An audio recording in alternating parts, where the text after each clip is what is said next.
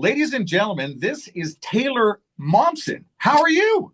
Hello, hello. I'm doing very well. How are you, sir? I am doing very, very good. The new album is killer. Dear God, congrats on that, Taylor. It's Thank really. you. Thank you. I love it. I'm not supposed to say it, but it's my favorite record. So thank you very much. Tell us a little bit about that process, about the whole album. It seems to me like, as I was listening to it, getting ready for this conversation, which, by the way, thank you for taking some time. It just seems like such a big purge for you and the band. It seems like your doors are a little bit more wide open on this album. Is there anything to that? I think so. I mean, I went into this album, writing it with the same, quote unquote process that I always do, which is I write songs for myself. So I write songs for me in order to kind of process my life and process me, and because I have something in me that I need to express. It's a tool that I've used throughout my entire life and has served me very well.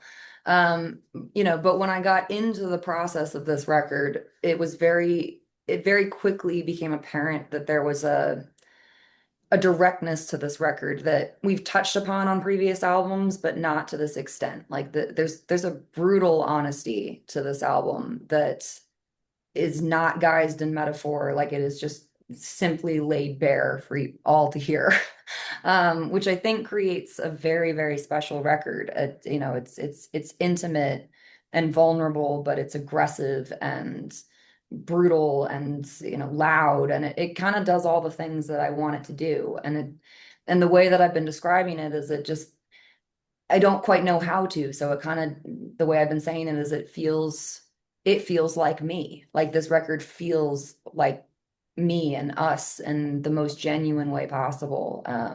Where it almost feels like the first album again, where there's this kind of this purely inspired thing to it that we had on Light Me Up, where uh there's nothing manufactured about it. Like it just is. Like there's an effortlessness to it. So it has that kind of same energy, but from a much more, grown up and mature perspective. I've lived a lot of life and it's all in there. You have. Now, yeah, and it must be very cathartic to let those walls down. And maybe that's it. It's just pure honesty on a record. And that's got to feel very freeing as you go out and you get on stage and you start performing these songs live and seeing those interactions with somebody who might be going through some of those same things you did or are going through. Oh, it's beautiful. Like it really is. And from a musical standpoint, this album is very unproduced, like it's very basic as to what we sound like. So to take it from the studio and translate it into the live setting has been very simple. Like it just Yeah. is. So that in and of itself makes a very fun record to play live because it's just what we sound like. There's no affect to it. There's no pretense. There's no how do we take this and strip it back to a three-piece band? Like it just is. And so that kind of raw connection, I think that we've created in the songs themselves is palpable and it's felt between me and the audience. And to see their reaction every night of seeing which song is touching which person, and that kind of intimate relationship that we have has just been a really beautiful experience so far. And like we're having the best time on this tour. I'll bet you are. And yeah, and there is absolutely something to that when you can see how what you're doing is affecting somebody directly right in front of your face and that connection that you have. That's why people like you, and I'm sure you can attest to this, can't wait to get out of a studio, can't wait to get on stage, can't wait to let get out of the cage and just go show this and feel that back and forth. Yeah, it's powerful. I mean, to me, it's like there's stages of things. So it's like the studio. I always look at the studio. The studio is for me. Like the writing of the record and the recording of the record, that's mine. And then once you've released the record, there's almost this, I always say there's a moment on release day of very real but brief sadness where I'm giving a piece of myself away. I'm giving this collection of songs and this thing that was just mine away to the world, and it no longer belongs to me. Like what it means to me and what I was writing about and my story and my everything it doesn't exist anymore. It belongs to the audience. And that's the point. And so when you get out on the road and you start playing these songs and you start seeing the reactions firsthand, there's this very beautiful thing that happens where the songs transform themselves into everyone else's story. And it's just a very cool feeling that kind of never gets old, and it's never redundant because it's different every single night, and it's just awesome. Like that kind of circle of music is so cool to witness firsthand. And maybe if you look backwards and you go, well, maybe that's why I called the album Dear God, because that means something different to everybody when they hear it, right? But congrats on the album. Congrats on the single When I Wake Up. We get tons of requests for it all the time.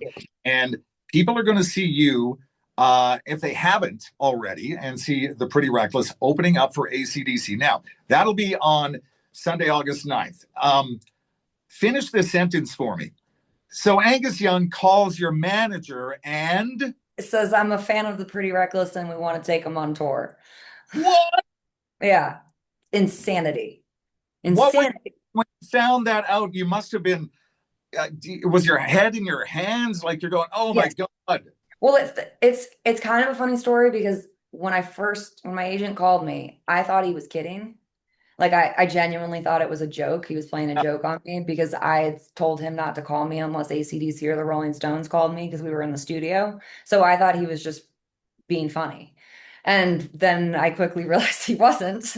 And this was a very real phone call that had happened. And my mind was blown, like on so many levels. Like one, AC/DC even knows who we are. Two, AC/DC is a fan.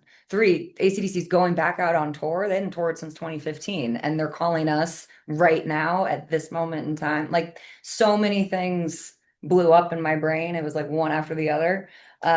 Needless to say, that's a phone call you don't say no to, and it has been the greatest experience of our lives. Like I can sit here and genuinely say that I'm very good friends with Angus Young. Like in no world did I ever think that was going to be a part of my life. And it's just been amazing. And they're amazing. Like their show is insane. And Angus is insane. And just the fire and vigor and passion, and they're one of the inventors of this. And to that primal energy that is so pure and so encoded in their DNA, to get to witness that firsthand every night has been the most inspiring thing that could have ever happened to me. It's amazing. I can only imagine. Any pearls of wisdom? Has anything been shared down from AC/DC down to Taylor Momsen and the Pretty Reckless? Pearls of wisdom. I get asked that a lot, and I think people have a different association with what it's like to tour with, bands and stuff, because we're all just people. So we're more talking like, how was dinner last night? That kind of thing. It's not, but I think the pearls of wisdom, it's less about words and more about witnessing it. Like I think that seeing them every night and getting to know them and seeing it's reinvigorated my love of rock and roll in a way that was never dissipate like I never dissipated for me, but it's reinforced it and shown it to me firsthand in a reality that I can do this for the rest of my life. Like I picked a plausible life goal, and that's inspiring as hell. So it's relit a fire in me that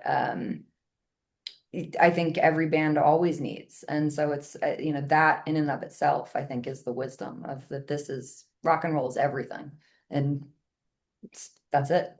Yeah, yeah, I guess so, man. If you see those guys going at it night after night after night and still doing what they love, it just shows you that path that absolutely you guys can do that forever. Yeah.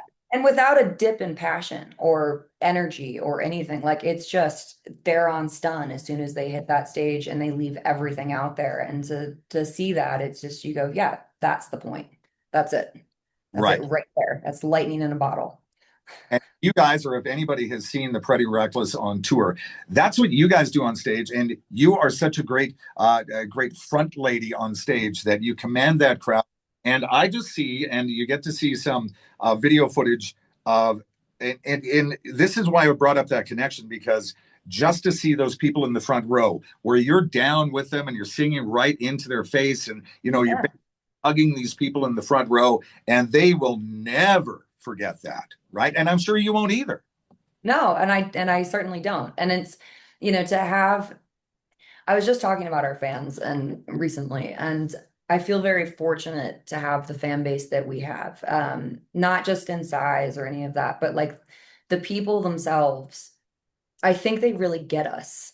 You know, I think like they listen to everything equally. Like they're not there because they've heard one song and like we're not a band of singles, even though we are because we live in the modern paradigm. But the fans that come to the shows, like they really listen to everything equally and they care about the full story and they care about the full picture. And I think that it affects them in the way that I hope that it does. I would never try to dictate and tell you how to feel or what to feel, but as long as you're feeling something. And I think that, and so that kind of response, and loyalty and love that we share is to be cherished. And so like and it translates into the live show because there's that symbiotic kind of connection that can't be imitated and it can't be bought and it can't be manufactured. Like it just is or it isn't, and we have it with them, and it's just very awesome to get to see all the faces every night and create a memory together, like that's the whole point. It's great. Exactly, it is. Exactly. And that's what keeps you going for sure. Now, I have to apologize because I forgot your birthday this year. If it's any consolation, I forgot my birthday this Oh, year. did you? Okay, I so I'm really did. in trouble. I'm not in trouble this time around. So that's okay. Not at all. So I didn't get you anything, but if someone were to get you something small, seemingly insignificant, but would give you unsurmountable joy, what do you think that would be? Like just something small. Well, I always joke because people think that I'm really hard to buy for. And I always joke that I'm the easiest person to buy for because I like three things. Um, so I always joke, you can get me black coffee. Can't go wrong with black coffee. I run on caffeine. Uh, Anything that says Soundgarden on it, I will love. So Soundgarden t-shirt, easy. Now, Um, and also I crochet now, so you can always get me yarn. yarn, hang on. Right? Those are all like very simple, easy things.